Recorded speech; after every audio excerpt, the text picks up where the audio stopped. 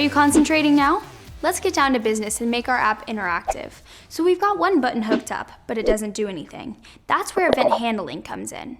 Event handling means we're going to do something when an event happens, in this case, a button click. We do this by adding a listener, which is something that tells this button to hang out and listen for something.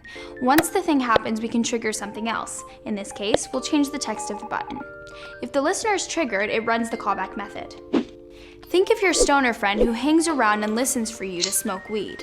That triggers him to ask you for some. His mooching ability is the weed listener, and when he asks you to smoke him up, that's the callback method.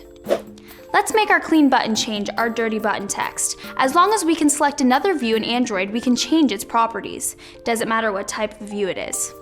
We'll add a line below where we set our clean button variable, except now we grab dirty button with its ID and the R class.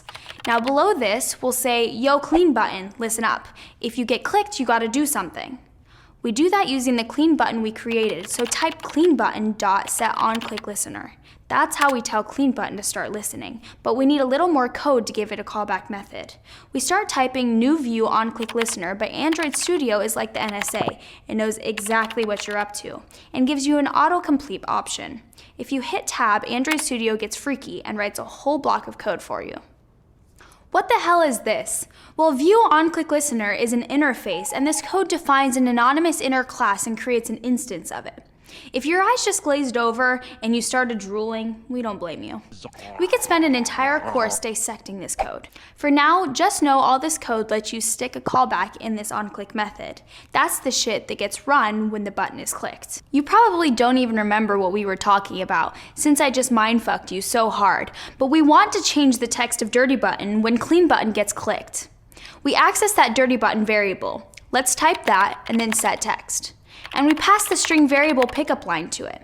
This will change the text of the dirty button to the new string. But whoa, what the heck was that? A final keyword just got added into our dirty button and pickup line. That's because we're using these variables from within this anonymous inner class. Final just means don't change these freaking variables, because if we do, it would fuck up their use in the inner class. Let's emulate this shit, and we click the clean button and see our bottom button change. Amazing, but not exactly what we want. We need to find a way to open our second activity screen and pass data to it, in this case, our pickup line, and then use a retry button to bring us back. The way we do that is with intents, which is how activities talk to each other, and after you pass the quiz, I'll have an intent to remove a piece of clothing.